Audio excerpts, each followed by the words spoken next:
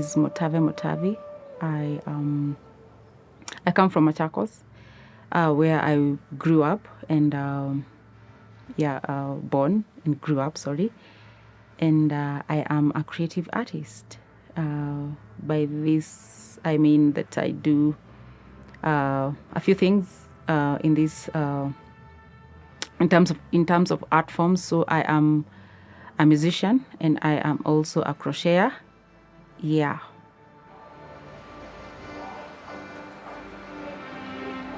I developed my interest in crocheting because my mom used to do this. She used to crochet for us school bags, sweaters, and clothes at some point, and that's how I developed my interest in music. My dad used to have.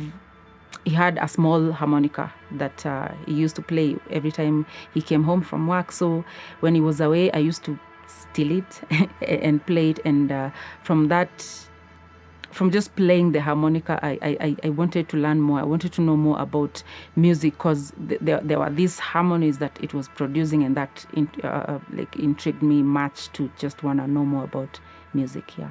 When I came to Kikuyu, I told my auntie that I wanted to be a musician, and she was like, you know what, music, there's no life in music, there's no money in music. You cannot, be a music, do whatever you want to do, like love music, but do something else apart from just being a musician, because first of all, she was saying that it's immoral. There is a lot of, it's not something that she would encourage a girl to do as a career.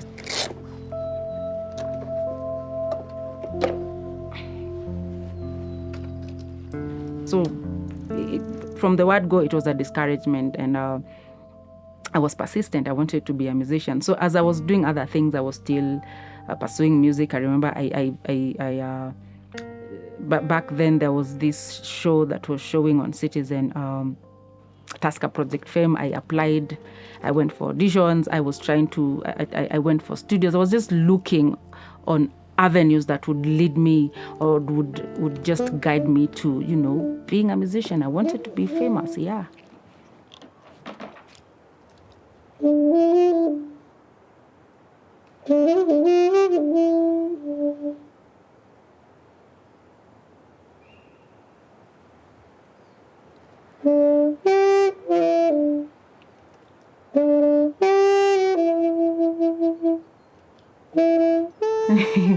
Yeah, of course, I have fond memories of my childhood. This might not not be relevant to what we're talking about, but I remember my dad used to brew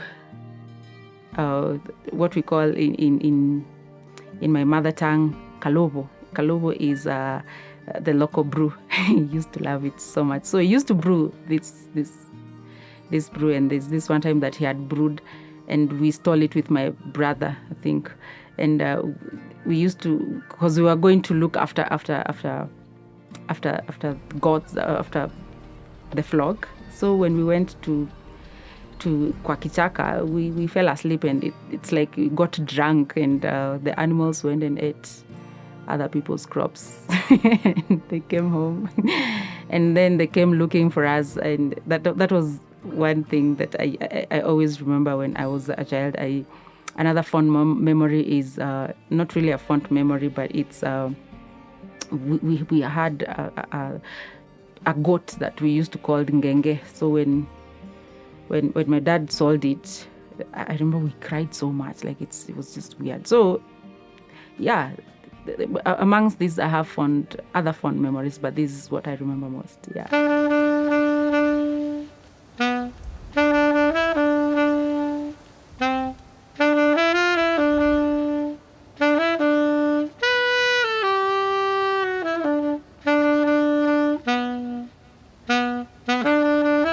I used to observe my mom do crocheting, and she used to make sweaters for us. She used to make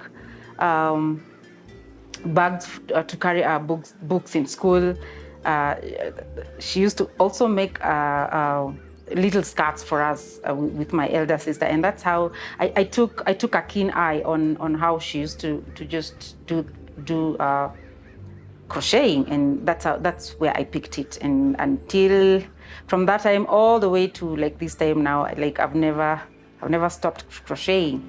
Every weekend we used to have my dad used to come home, and we used to just have a party and dance around, because he loved so much to listen to music, and that is, I would say that is how I developed my passion for music.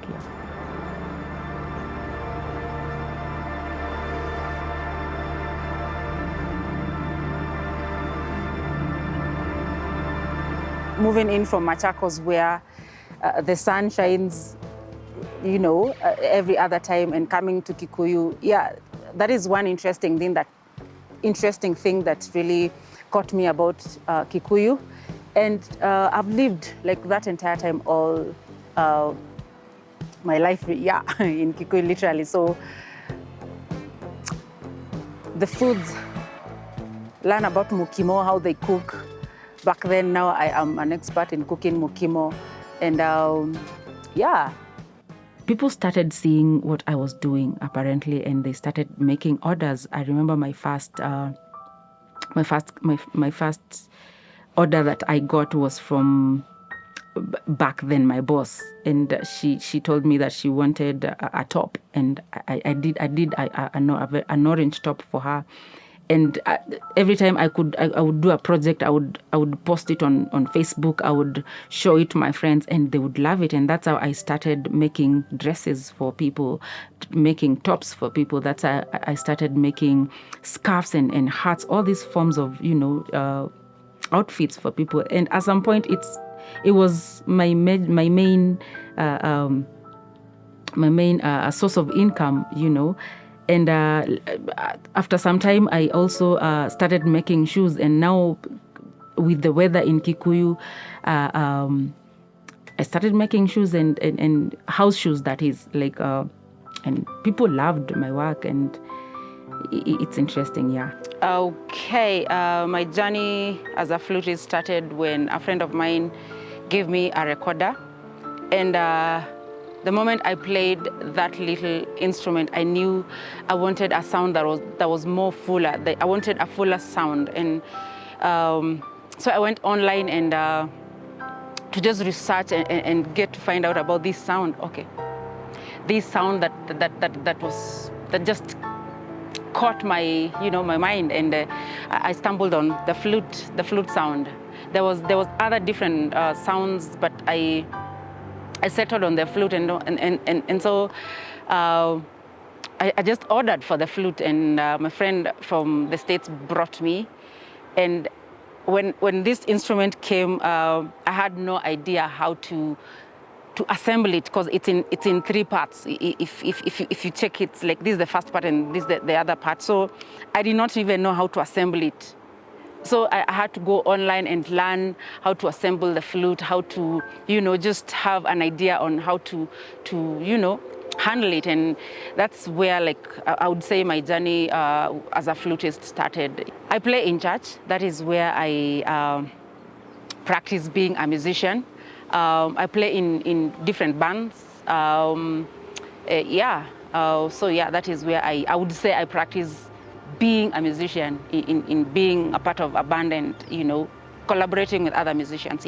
What keeps me going as an artist is the passion for music, and and the passion to just wanting to put a smile on someone listening to me, or someone hearing me play my instruments. That is what keeps me going, and bringing out that joy, that smile, that jubilance in someone's spirit.